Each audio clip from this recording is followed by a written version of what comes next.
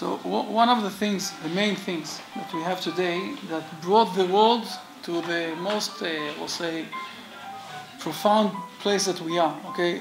We're doing this with the fire.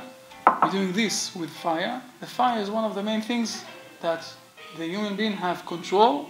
The animals doesn't have control on the fire. Do we know from where we got the fire? Prometheus, excellent, Prometheus, it's true. In the Greek, mythology, Prometheus stole the fire from whom? From the aliens. And they punished him. But he is on the mountain, and every day, one of the eagles, I think it's an eagle, is eating his kidney, okay? But this is what I will say, the inheritance of the rest of the world. In the Hebrew nation, we're saying that the first man, after he did the sin in the Eden, in Eden, God kicked him out. And it was Saturday night. It was Saturday morning. He went out, and suddenly darkness went to the world. And he said to himself, wow, it's because of my sin. God told him, no, it's okay. Take those two stones, do them together, one to each other, and you will find the light. Now from here we learn two things. First of all, that the first man combined his actions, morality actions, with the nature. The darkness. And the second thing that we learn here, that the relationship between God and man is not a fight, like we're speaking in Prometheus, but it's combined issue. Because God even didn't say to him, here, I'm giving you light. He said to him, I'm asking you to do actions. I'm teaching you what to do. And the relationship between God and man is not a fight, but it's let's speak together.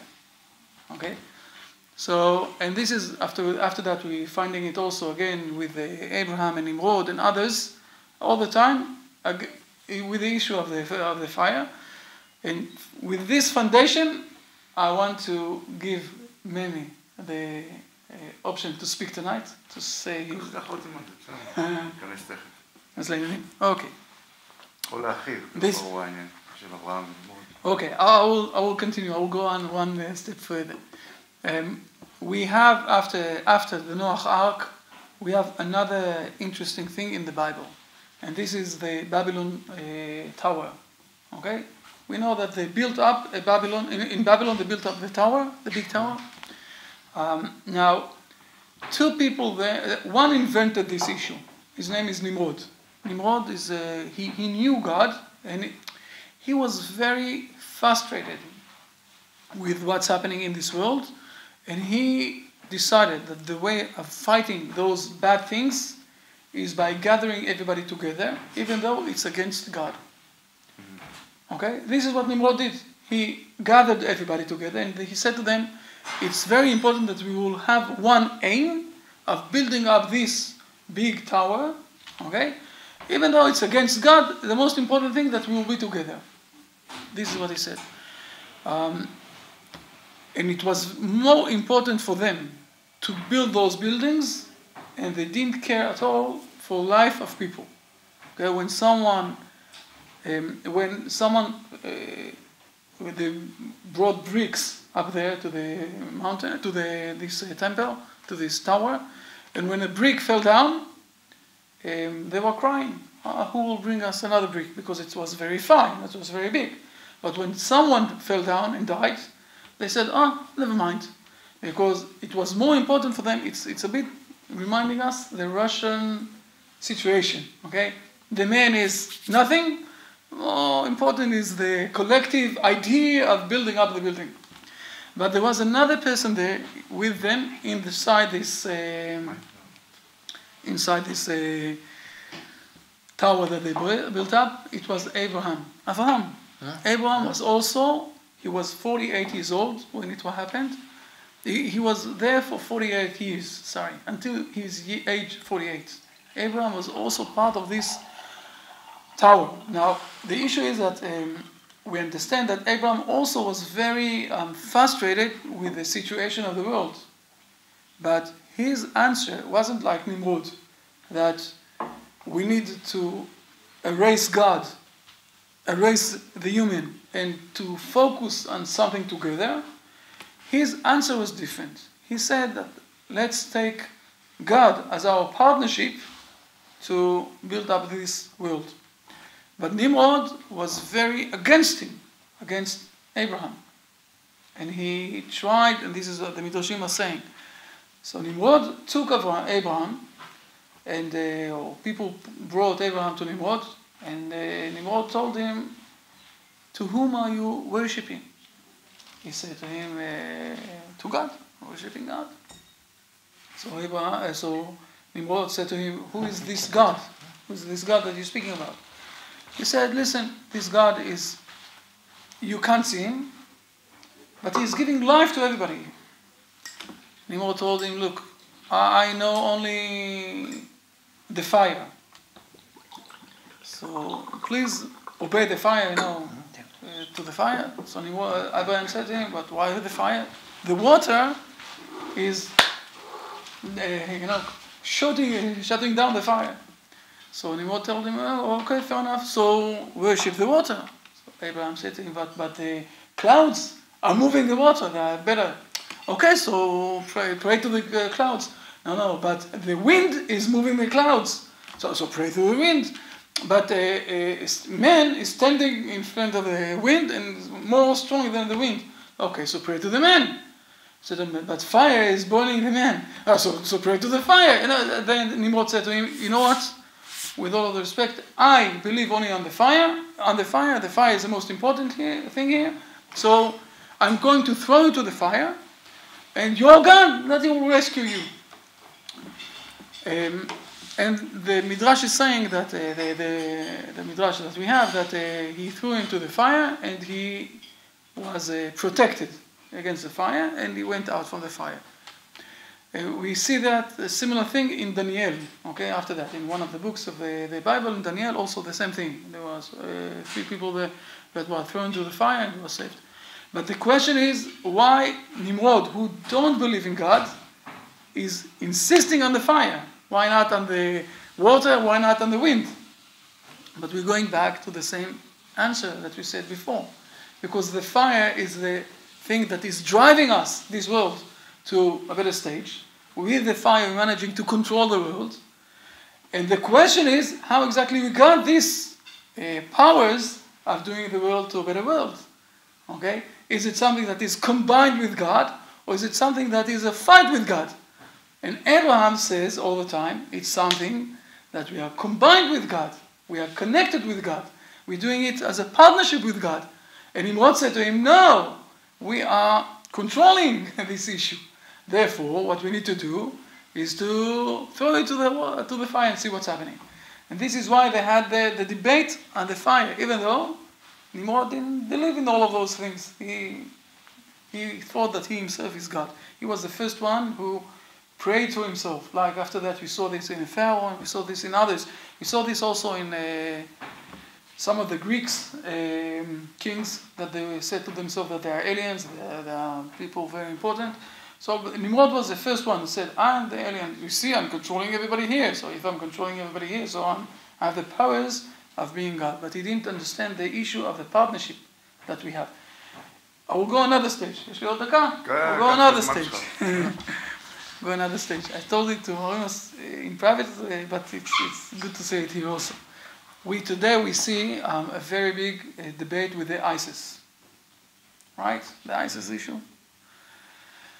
And unfortunately also a lot of people from Europe, a lot of young people from Europe are trying to go to ISIS, to be part of this ISIS. There is a big debate in the Arabs issue about this ISIS, and what we call the West. Okay, the Christian people are trying to fight this issue of ISIS.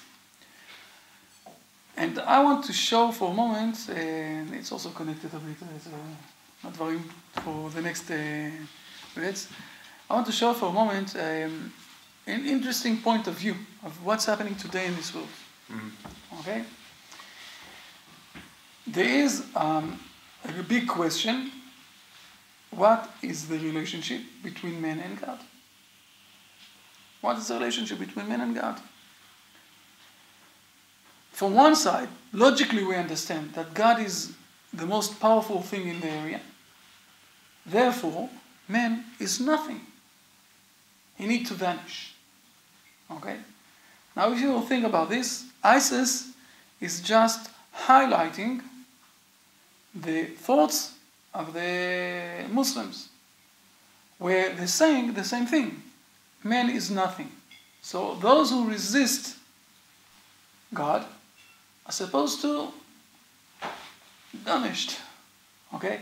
We can take their heads off as is. We can burn them. We can kill them because they don't want to obey to God. If it's God or them, let's close them down. This is one side. The other side is the Christian world. Okay? In the Christian world, you can say it here, even though we are shouting it, the Christian world, man is very important. We have a lot of programs that are showing the empowerment of the man. How much he is big, how much he can do things, his willpower is much, he can change a lot of things. We all know the secrets. Of course, we know the secret issue. What with God? I know what. Once a week for an hour, we'll speak with him in the church, something, we'll say a few words. If I have too many questions, don't ask. We don't have answers. Yeah, we spoke about this, right? So basically, in the Christian world, God is something that we need to give a bit of attention once a week for, but man is the most important thing here. Man or God? Man. God is up in heaven. The Christian world is even believing in two, I will say, split worlds. Give to God what is God, and let's do in this world what we want to do. Really want to do in this world, don't bother us. God, don't bother us here too much. So, again, if you're speaking about the relationship between God and the man, in the Christian world, God is not a lot, and man is the most powerful thing here in this world. The Hebrew nation is saying something else. He's speaking about relationship. People asked me a few days ago about what is the hardcore of the Bible. If I can say the hardcore of the Bible in a few words, few sentences. The hardcore of the Bible is the speech between God and man. This is it. Prophecy is not knowing what will be another few years. Prophecy is the decision that God decided to speak with man, and the way that man is speaking back with God is through the praying. Okay? This is the Bible. People think about the Bible, all sorts of things. The way that God is speaking with man is through the history, basically through the history of the Israel nation. Okay? He stopped speaking with the Hebrew nation or with the world 2,400 years ago. Now that we came back to Israel, we're hoping to get back this prophecy issue. But the issue is, let's do a discussion like someone is doing with his wife. Okay? How much you're teaching this issue. How to speak with your wife. We are equally. Okay? She is from one side with all of her abilities, all of her things that she's putting inside. You with your abilities and what you're putting inside. Let's have a discussion. We are partners. Okay? And this is the main issue of the Hebrew nation. We're not closing down man. We're not closing down God. We want to have discussions, to speak one with each other. And this is the main way that we can go to the divinity core, I will say, to the level of the divinity, and we spoke about this fifth dimension, what we spoke the last time, that we can go to the next dimension of life here in this world. Maybe. Okay. Thank you, Chaim. Thank you for coming. And I would like to start by asking you if you have questions about Judaism. Or any questions about spiritual issues. Or, But don't be shy. You can ask, you can speak. I would like to start from questions. Then I will lead it to the subject, concrete subject.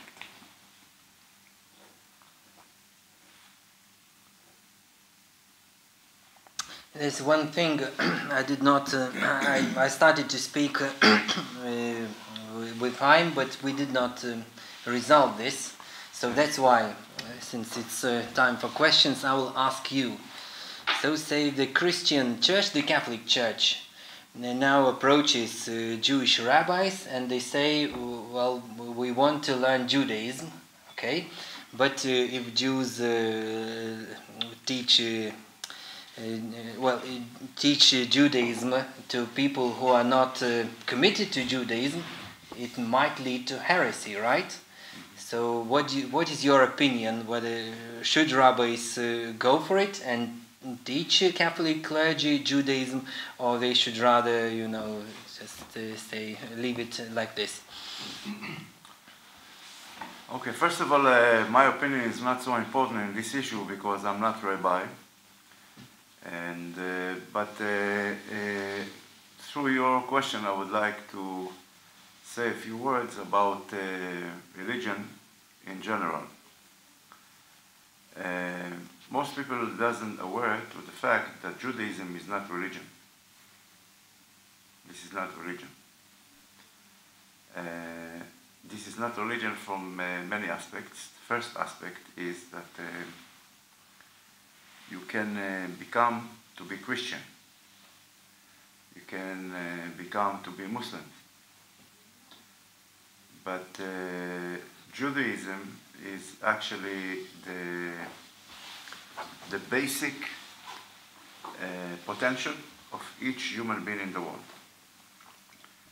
And the question if he is fulfilling his potential or not. Why? Because in order to understand these things of Judaism, we have to understand that the word Judaism include many knowledge that only a small part of it doesn't know. Most people doesn't know it, and this small part of knowledge that people doesn't know called Kabbalah. Kabbalah, it's the secret part of all the Jewish knowledge about the world. And according to the Kabbalah, Judaism is a state of mind. It's not a religion. It's state of mind of what? It's state of mind of a person who are aware to a few things. First of all, he aware that he is different from all reality. And he is different in a way that he is unique. And also the uniqueness of the humankind doesn't give him advantage, it's obligate him to do something. And the uniqueness of the mankind obligate the man to do the only thing that no creature can do. And this is to choose, to fulfill his potential for free choice. Only when you are aware to these things, you start to belong to the Judaism. But it's not enough. First of all, you have to know that you are different, you are unique. You obligate to choose because all the elements in the reality, they don't have the ability to choose. תשאיר ככה זה ייעלם לבד. כל דרך אחרת ייקח הרבה זמן. The question is to choose what? What is a free choice? And why a free choice? This is a fundamental condition to be a Jew. Because in order to understand why it's so important, why it's so essential condition, we have to go back to the stage before God created the world. Before God created the world, of course, according to interpretation of the secret part of Judaism, it's called the Kabbalah, God didn't have any reason to create nothing, not the world and nothing else, because God, that we believe in, is something that he don't need anything. So that's why he didn't need to create nothing. The only thing we can say that he might need is someone to give him, because he has everything and maybe he had the need to give.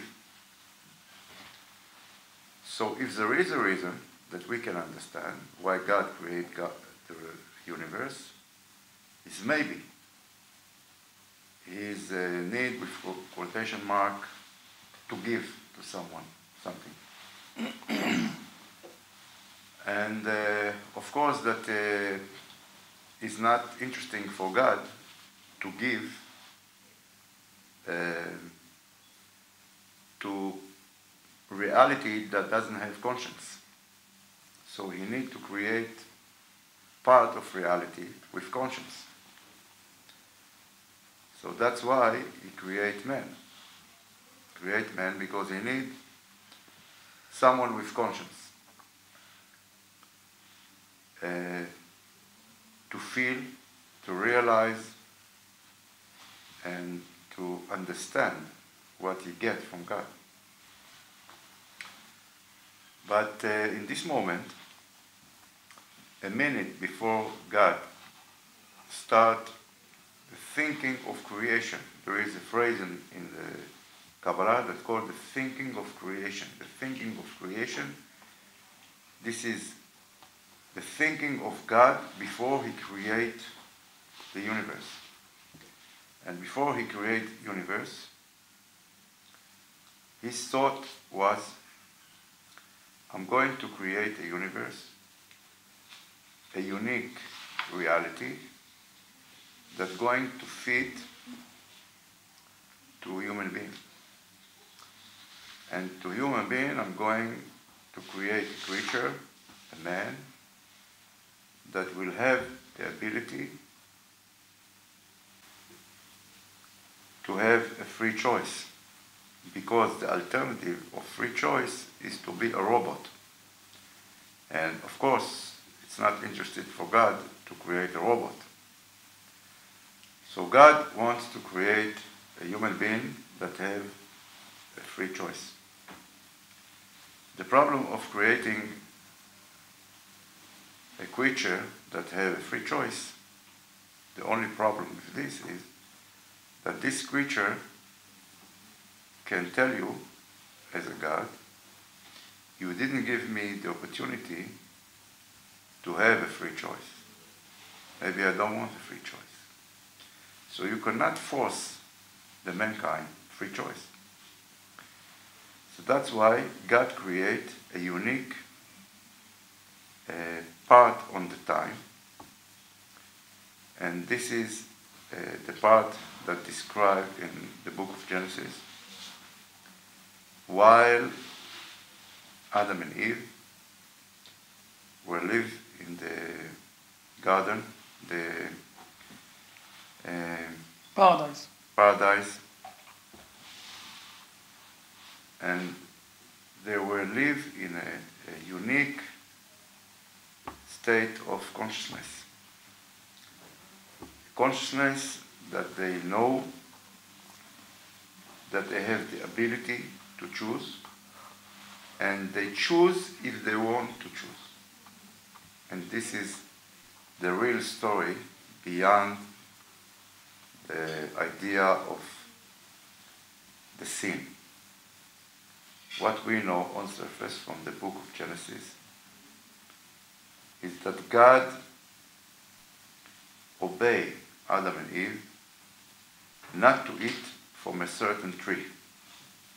We know from the book that in paradise we had two different symbolic trees. One tree was the tree of wisdom. The second tree was the tree of life. And God said to Adam and Eve, don't eat from the fruit of the trees of wisdom. He didn't ask them, he didn't obey them not to eat from the tree of life. And of course, it's because everything is allegory and symbolic. It's of course raised many questions. For instance, why God prevent Adam and Eve to eat from this specific tree? Why it's not good to eat from the wisdom tree? But God gives Adam and Eve the opportunity to choose. And what is the connection between the free choice and wisdom? The connection is very simple. It's covered by many words in the book of Genesis, and that's why we need the Kabbalah to explain to us what exists beyond all the words. And according to the Kabbalah,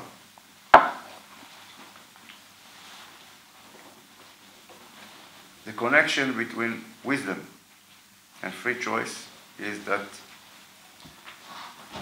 when you have a free choice, you don't have wisdom. You don't? You don't have wisdom. If you have a wisdom, you don't have a free choice.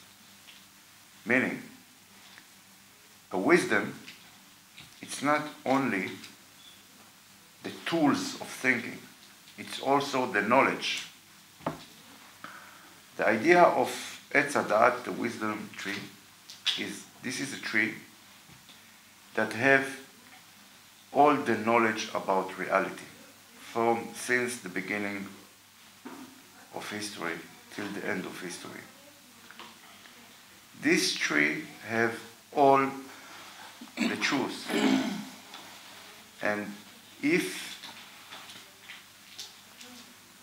a moment before you eat from this tree, Adam and Eve knew everything about history. They didn't have a free choice, but they have all the knowledge about everything. They knew all the secrets of universe. They knew everything. So what is the mysterious wisdom tree? The mysterious wisdom tree is that when you eat from it, from one side you gain the free choice, but there is a price to gain the free choice. The price is that you forget the truth. You don't have any more access to the truth. But you are gaining, you are getting the tools how to find the truth. So in the moment that Adam and Eve eat from the wisdom tree, from this moment the mankind history starts. Why?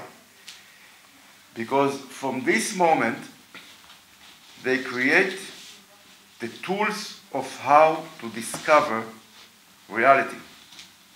Till then, all the knowledge about reality, it was something that they get directly from God. They didn't explore anything. They didn't invent anything. They didn't need anything. Only from the moment they eat from the wisdom tree, from this moment, all the knowledge disappeared, and the symbolic act of this was withdrawal Adam and Eve outside of paradise.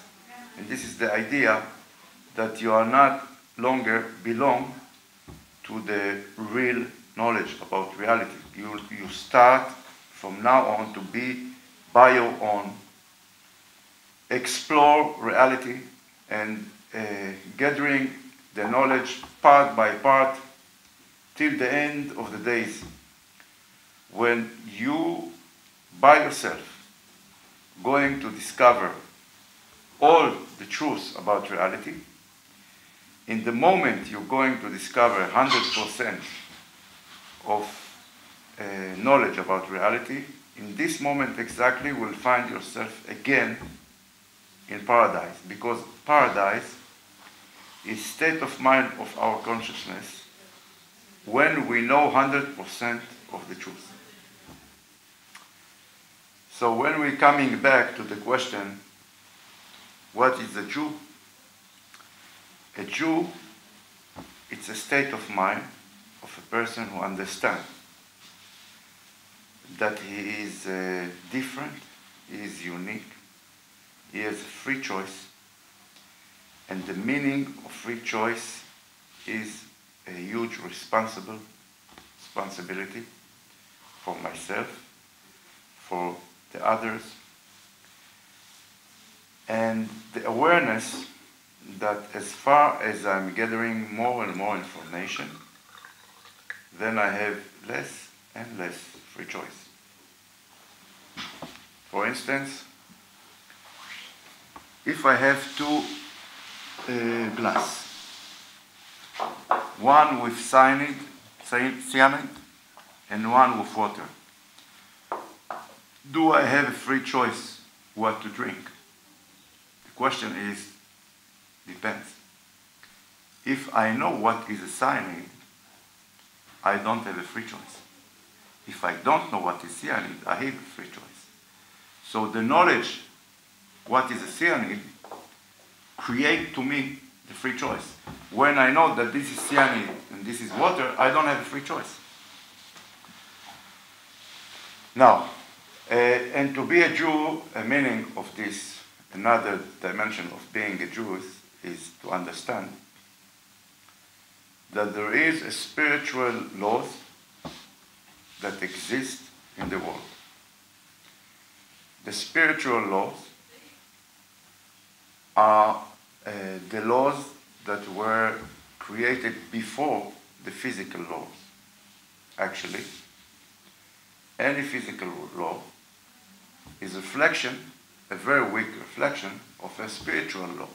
For instance, we know that there is 4 forces, elementary forces,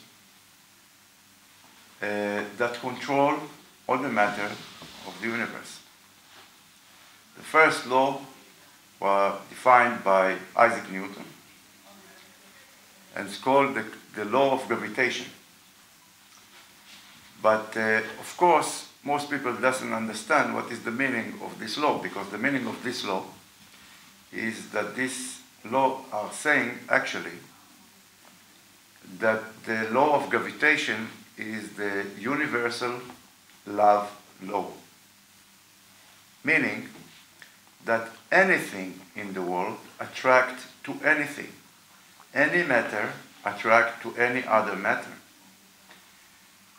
The reason why people think that Isaac Newton was talking about the apple that falling from a tree is because they didn't understand his theory. The theory of Newton is not talking about what's happening to apple that falling from a tree. The Isaac Newton theory saying that any matter attracts to any other matter. So this is a physical law.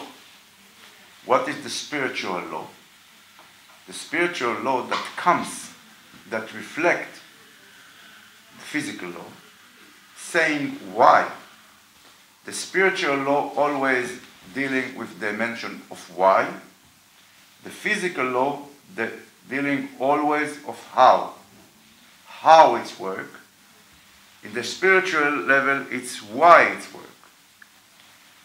And what is the spiritual law of gravitation? Spiritual law of gravitation is saying that what we see as separate reality, and in separate reality come a person like Isaac Newton and say, okay, in separate reality, my theory is that any matter attracts to any matter. The spiritual law saying this is all illusion. There is no separate reality. The reason why matter attracts to matter is that there is no matter attract to matter. This is only one unified reality. And when you see through your eyes the reality as separate, as many items that not connected each other, for you, for your dimension, you think that any matter attract to any matter. But actually, we are talking about one body that exists. This is all reality, it's one body. And we are part of this body. Some of the earliest Christian philosopher says that, of course, we all brothers.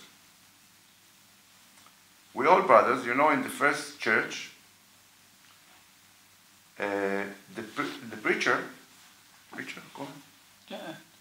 Preacher, the blessing of the preacher to each one who came to the church is welcome, brother. The idea is that all of us are brothers.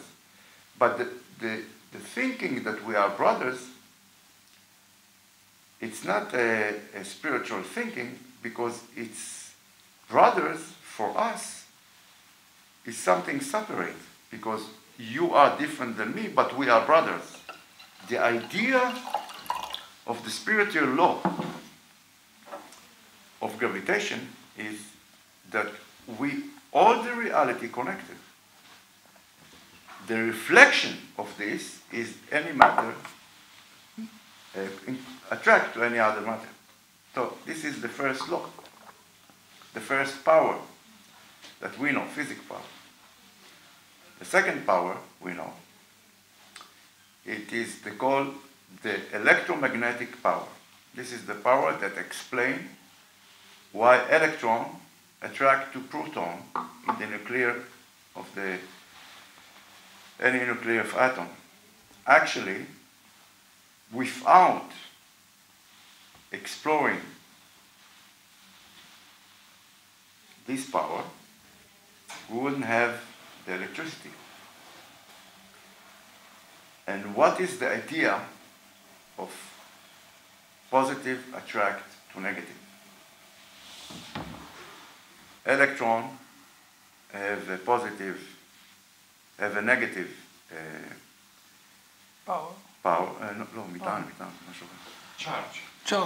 Yes, And proton have a positive. What is the idea?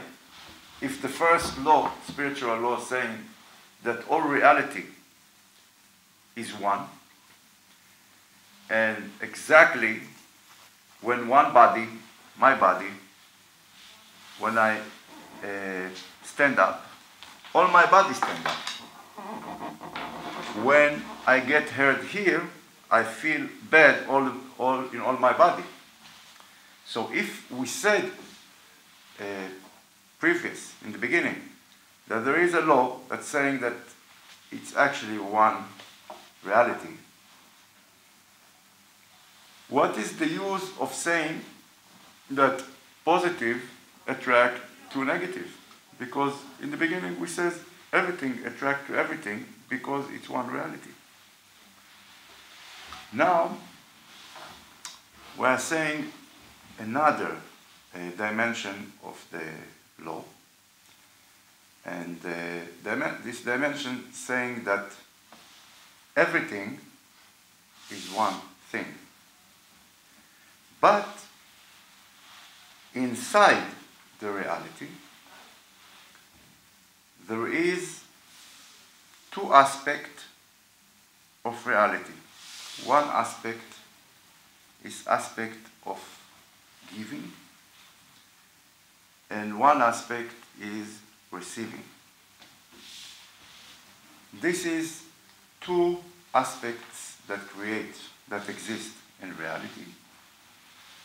This is the two aspects that gives us the opportunity of the creation. Why? Because if God didn't give us something, and if reality didn't have the ability to receive something, nothing would happen. So in the moment of Genesis, the moment of beginning of the universe, we have two sides, two different energies, the energy of giving and the energy of receiving. The energy of giving, called the positive, the energy of receiving, called negative. It's not positive and negative in the manner that we understand. It's spiritual idea. So, as a contradictory of the idea of the power that exists in reality when we learn physics, in physics, the teachers for physics are describing us levels of reality.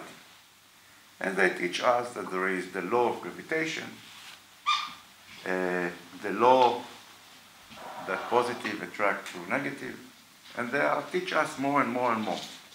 When we are going to the spiritual dimension, we are not learning more about reality. We are just seeing the same reality from different aspects. So it's meaning it's not more knowledge to know that positive attract to negative. It's simply to see the same reality from different aspects. Now, there is the third law in physics that's called the strong law. The strong law in physics, this is the most powerful law, the most powerful power that connect the proton together in the nucleus. Why? Because the proton have the same charge, they are all positive. And because they are all positive, they reject each other. And the physicists think that it has to be a very, very strong power that remain the protons together in spite of the rejection power. And the idea is individuality. Individuality. The idea is that from one hand, it's not interesting and not useful for God to create a creature that doesn't have a free choice. From the other hand, to create a creature that have a free choice, it's meaning to pay the price that he is super duper individual, thinking only about himself, functioning only for himself. This is the 100% individual. And the parallel situation is how you create a society with so many protons that reject each other, any individual reject other individual, how we remain all these individuals together? And the question is that there is a dimension that all these individuals are stopping being individuals. And this is the dimension, the spiritual dimension. And in the spiritual dimension, there is only one thing. There is only one soul. There is only one goal. There is only one truth. And this is what remains the people together. And this is the superpower that remains the individuals together. How we can learn about this superpower? We can learn about this superpower that remains people, individuals, that naturally are rejecting each other. How we bring them to operate together. The things that reflect from this superpower is different ideas, and I would like to talk about on-surface ideas that come out from this superpower that, in spite of all the reasons, makes us together united. And the on-surface power called meaning. Without the idea of meaning, people will kill each other. People will stop being human beings. People will come back to be animals. Meaning is the only ladder. It's only ladder that takes us out from the level of animals when we have a meaning for something. For instance, if I want to drink something, why I'm drinking something? Because this is the animal instinct that I have, that I'm thirsty, so I want to drink. So when I drink something, for aliens that watching me, I'm not different than animal. Because the animal also thirsty. The animal also drink when they are thirsty. But for the aliens that watching me, when I pray before I drink, is totally confused. Because this is not nature. Nature tells you, drink, you are thirsty. Nobody tells me to pray before I drink. When I pray before I drink, I'm taking this natural action, this animal action, and I'm making this holy action. Why is this holy? In Hebrew, the word holy, meaning separate. That's all. Holy, it's not something good. Holy, it's not something bad. Holy, it's not God. Holy, it's separate. If you want to separate your life from matter, this is to be holy. And when you take a natural instinct of thirsty, and a minute before you drink, you pray, in this moment, you change the action of drinking to something else. So, to come back to the first question, what is a Jew? A Jew is a state of mind that you are different You are unique. You have a free choice. You are responsible to the others. And you have the responsible to discover the laws of reality. You cannot live, nobody release you from the commandment to explore and to find what is the truth, what is the laws of realities, if there is a law of reality. And to be a Jew meaning that you have potentially a way how to find these laws. And when you are going to find this law, you're going to discover that God demands from you something that He is not demands from other people. And in this moment, when you're going to explore that there is a mitzvot, there is something that He demands from you, but not from others, it's going to be the most dangerous point in your life. Because you might think that because you are best, you are better than the others, God asks you, God demands from you mitzvot that is not demanding from going.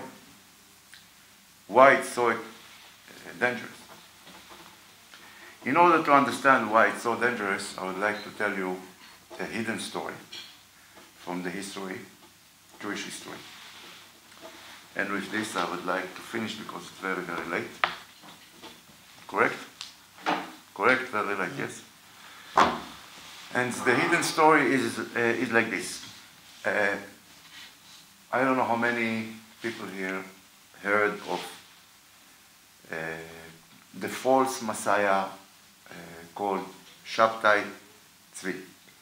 You heard of this name, Shabtai Tzvi? No. Okay, to make the story short, the Jews in all history are waiting that the Messiah will come. The Messiah is idea that will come in the end of days, and the Jews wait for the Messiah many, many years. That will bring them to Israel. Bring them to Israel, build the temple, and bring the world to the next generation, the next part, the next stage. And more or less 300 years ago, appeared a person, his name Shabtai Tzvi, and he claimed he is the Messiah, the Jewish Messiah.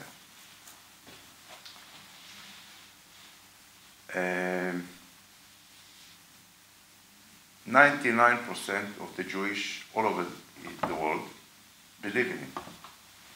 99%. Maybe I'm exaggerating, maybe it's more close to 100%. Because all Jews in the world believe in him. All Jews in the world believe this is the Messiah. And recently, he discovered that he was a false Messiah. And he ended his life. He became to be a Muslim. And he created a huge disappointment from the idea of Messiah, many Jews. It was a great, one of the biggest crises that happened in the Jewish history. 100 years afterwards, after Shabtai Tzvi, born not far from here, the most influential rabbi in the history of Judaism. It's called Rabbi Baal Shem Tov. Baal Shem Tov, you heard this name? Baal Shem Tov. Baal Shem Tov. And this rabbi, many, many years after Shabtai Tzvi,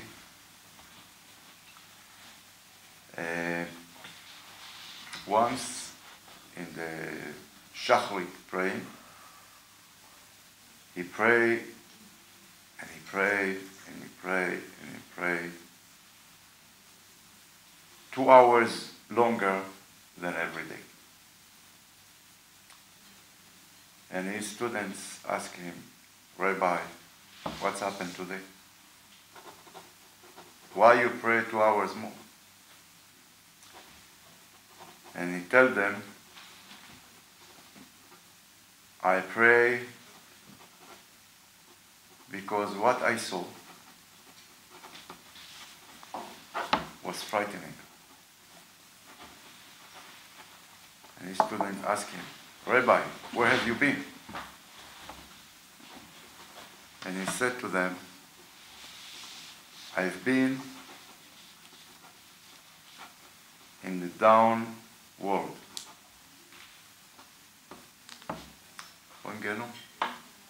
Gehenom. In the Gehenom. Hell. Rabbi, Hell. what did you have to do there? A holy soul like you in the Gehenom, what do you have to do there? He told them, I saw who is the Messiah.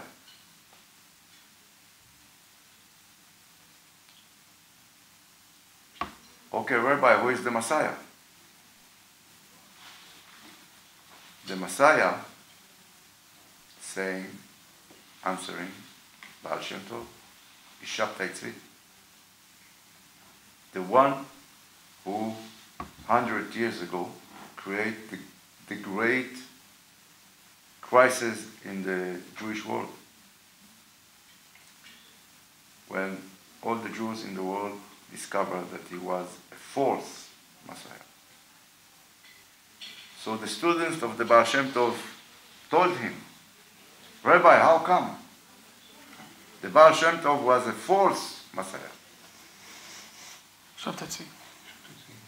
Huh? Shabtai Tzvi was a false Shabtai Messiah. Tzvi. Shabtai Tzvi. So he discovered to them a knowledge that nobody knew before. And he said Shabtai Tzvi was a real Messiah. But he had in his life only a moment, one moment, that he believed that it's because he is a Superman. That's why he's a Messiah. And this feeling brought him to be a false Messiah. And when we come back to the huge challenge of every human being that wants to be a Jew, is the moment that you understand that to be a Jew, it's a huge obligation and zero advantage, minus advantage. You don't have any advantage on any other creature. God wants from you more, and you don't going to get nothing for this. God wants from you more, not because you are better than the others. This is the meaning of being Jewish. That's why, according to the Kabbalah, Jewish to belong to the Jewish state of mind, it's something that happened to most people that were not Jewish in the history. For instance, in the Second Temple, most people that come to the temple to pray to God were not Jews. I don't know if you know this. Most people, Most sacrifices that we have. most people that comes Okay. were not Jews. Not because Jews doesn't come, because Jews are minority and most other people are majority. So the idea of Judaism is it's a state of mind. And state of mind of understanding that there is a function to any item in reality. There is responsibility to any person in the world, responsibility for the future, responsibility for the others, responsibility in front of God. So, thank you very much. Thank you. I will sum up with, you know that I'm speaking through the Bible, a lot through the Bible. So I will show this most important point of understanding that we are only messengers, that we are not the big boss here, okay? And it's going like that. There is a verse in the beginning of Genesis that God created the lights in heaven, the big light. It's really like that. God created two big lights. The biggest light is the sun, and the smallest light is the moon. And you're asking yourself, in the same word after word, in the beginning it says two big lights, and then it says the biggest light is the sun, and the smallest light is the moon. So it's two big lights, or one is big and one is small. So the Midrash is saying to us that there was a discussion inside. God created in the beginning two big suns. Okay? One of them came to God and said, it can't be that there will be two kings in the world. So God answered her, okay, fair enough, go shrink yourself. So the question was, why is she getting the punishment to do, some sort of a debate, or I don't know, do something why? The secret is very interesting, but we need to understand Hebrew. The word sun in Hebrew is shemesh. Shemesh. But the word shemesh, the same word in the Hebrew language, the same letters, is also the word shamash. Servant. Okay? So, when the sun, at the beginning there were two servants. Suddenly one of the servants came to God, the Almighty, and said, can't be two kings here. So God said to her, you are getting confused. There is only one king. Who is the one king? God. If you don't understand that you're a servant, go shrink yourself. Okay? And this is exactly what many said here. At the moment that he had this, I will say, the powers for himself, he said, it's because of me. I'm the Messiah here. He didn't understand that he's a servant. That's it. He was a false one. And the second thing I want to say, that even though first man had the opportunity, okay, to decide to have free will, free choice, we are not out of this game. Okay, it's not forced on us. And why I'm saying is, we know in Genesis that God took the first man and he said, oh, it's very sad that he doesn't have his spouse. So he organized this man will fall asleep, and he took one of his wombs and he organized this woman. But it's never said anywhere that he woke him up. It's not written down anywhere that he woke him up. And most of the people in this world are working like sleeping. Okay? The most simplest example that I can bring is when you're learning to drive, it's a lot of effort. But when you know how to drive, you are doing it automatically. Most of our lives, we are doing automatically. We are not awake. And this is something that also each one and one of us have the opportunity to have our free will, our free choice, to get awakened and not to live our life sleeping alone. So those are the two things I will say, if I will sum up, things that are not only up in heaven, all sorts of ideas. Those are things that we can do with ourselves. And this is one of the things that we spoke today, and we're going to speak tomorrow about this Michael project. Because if you will ask me, one of the things of this Michael project is how to waken up people, not only yourself, but also all of the people around. Like in the water, you're putting a stone, all the waves around. So thank you very much. We had the opportunity also to learn from many things, and if you have questions, I think that this is the time. I have one question. Okay, you, the Jewish people, and you specifically, extend so much kindness to us. And I wonder, what do you think would be the best way to do something for you? Okay, what is it that you need from our group or from non-Jewish people in general? So that is how we can make your life easier. I think that the most important thing to do is to study about Judaism, because according to the Kabbalah, there is two different knowledge in the world. There is a matter knowledge, and there is a spiritual knowledge. And a spiritual knowledge, to know the knowledge of the matter, is the knowledge of how things works, and the knowledge of the spiritual is the why things works.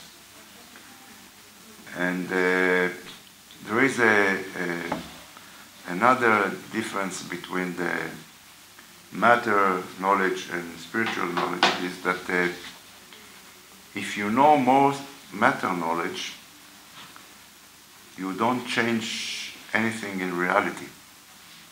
You know how to operate reality. But if you know more spiritual knowledge, something very strange happens in the world. And what's happening in the world is that people, not you, people, are changing because of your knowledge. And this is a very, very strange thing, the idea that there is someone that learns something only because he is learning something, people are going to change, not him, without him talking to people even. And this is the idea of learning Torah. When you learn Torah, you don't learn a regular knowledge. It's some kind of energy that when you learn Torah, you take the potential energy that exists and you bring this energy to reality. And while you bring this energy to reality, something in reality changes. It's like you create a channel that brings lights to reality, and from this light, all people can feel good from it. That's all. Thank you very much. May I also share my insight, what we could do for the Jewish people. You may know that in Hebrew, tzedakah means justice. Gittis, you know what tzedakah is? No, it's charity. Okay, labdara. Okay, so in Hebrew, charity and justice is it's the same word, right? Correct. And it's my deduction, but I hope our rabbi and many would agree to this. That if we want justice in the world, the best way to achieve it is to support appropriate spiritual influences, right? Okay, so if we support the right causes, okay, of course there will be more justice, but it's very important that we support those causes not only with empty words or anything, but we also that also we back it with hard cash. So in my view, when we give tzedakah, this is how we fight for justice in real terms. And if we become a nation of charity, if we train ourselves to have this habit of supporting the right causes, well, say we have leaders and they have enough money and so on, so this will give us immunity against evil. Okay, and this is, in my view, it is the best way to achieve justice in the world. Okay, so also I encourage to do something so that also we support, well, say, our friends in Israel, and also that we start some sort of charity tradition here. So fighting, well, of course, it's a typical cliche. People say, you know, there's no justice in Lithuania. Okay, we are fighting for justice. But how many people do you know that they are fighting justice by giving tzedakah, okay, by extending charity? I don't know too many people like this. So what I think we need to realize that, you know, this giving charity and fighting for justice is like two arms of the same body. And I think that it will be good to do the effort of things in Lithuania, so it will grow up in the Lithuanian community. This is one of the things that also we can emphasize. Okay. Thank you very much for coming. Oh, and we will see you tomorrow, right? Yes, excellent. And okay. Okay, and Gitis, you know, it was a very impressive presentation of Michael, so we do invite you. Ivers also, I hope that you will come. Now Thomas was there. He may say a couple of words about this, but in my view it was very, very impressive. Okay, so what maybe you would say a couple of words, what you heard before. I'm very critical. But today, You're Lithuanian person, no? I was impressed. All right, you were Very much impressed. excellent. Okay. Thank you Okay, very so much. thank you very much for coming. 1 second, I only now opened my 100 questions. Okay, fair enough. How many Can I questions? Only 100? You can ask. You can stop. I'm at, my rabbi, I have a great rabbi that I learned from him for more than 20 years. Always he told us, you can ask everything. I can't promise you I will give you an answer. No, but you can ask. It's okay. Oh, I must say that also, the last time I sat here, when we finished everything, suddenly Vara said, no, I have a few questions. And it was, remember that? It's okay. Yes. Okay. So can I ask? Yep. Yes. One of the most interesting questions are bothering me last approximately 5 years is after I studied a lot of religions and including Yahadut, the question of how to manage inner dialogue or thinking or thoughts, in my opinion, in my experience, is like something like a top difficulty and question.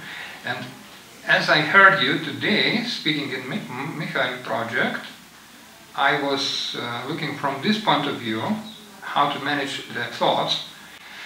And after I was exploring this question, I started doing in London 5 years ago.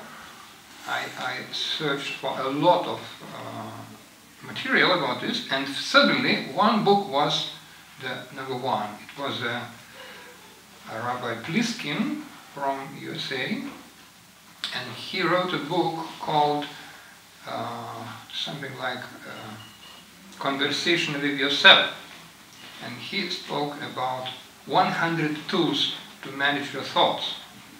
They look from the beginning very simple, but when you read and learn, you find that they are perfect tools. So it's interesting what tools and principles and thoughts do you have about managing thoughts? The thoughts. I mean from perspective of the Yahadut. And yourself. First of all, if you look at the Ten Commandments, okay? And the Ten Commandments, we have, it's 5 and 5, okay? And the first 5, it starts with 2 commandments and the thoughts, okay? I am God who saved you from Egypt. Don't think on any other God. It's only thoughts, right? Then it's going to the actions, speak, and then it's going to actions of doing something. You see the 10 commandments there? Now, what is the last commandment in the second 5? The last one is, don't think about the wife of your friend. Don't think about the house of your friend. Thoughts. So, our commentators are asking how exactly we can command thoughts. And they are giving something a bit similar to what many spoke before. Okay? The example that they are giving is taken from more or less Lithuanian area 400 years ago,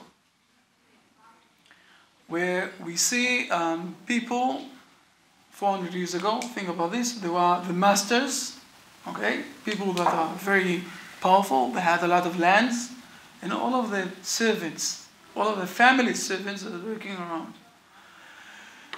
And nobody from the servant thought that he can marry the daughter of the master, right? Because it's different levels. Why didn't they thought that they can, it's different levels. So you can control your thoughts. It's only a question of what you're putting inside here. There are all sorts of ways of how. But you can see in the beginning, in the 10 Commandments, we are speaking about few levels. The level of the thoughts, the level of the mouth, okay? Don't witness for someone else, the level of the mouth. Don't don't swear on the name of God if it's wrong, so don't speak. So we're speaking about the thoughts, the mouth, and the actions. Keep the Shabbat, keep the kabed et avicha v'et imecha, give honor to your parents. And how it's going on deeper and deeper, we have more levels, but we are starting from the beginning, and the demand is very fundamental.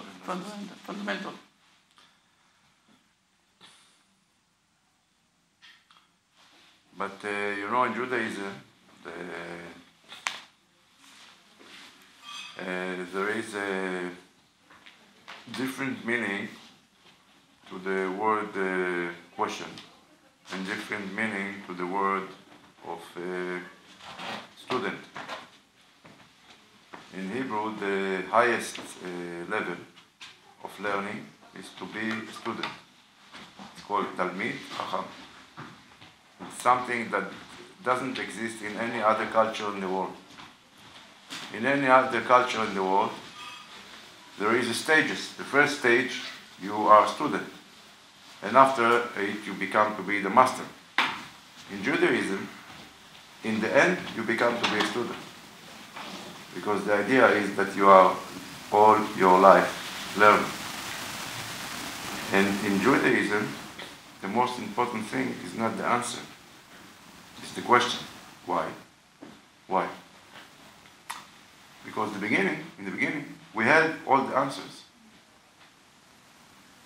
And the reason why we start the human history is because that we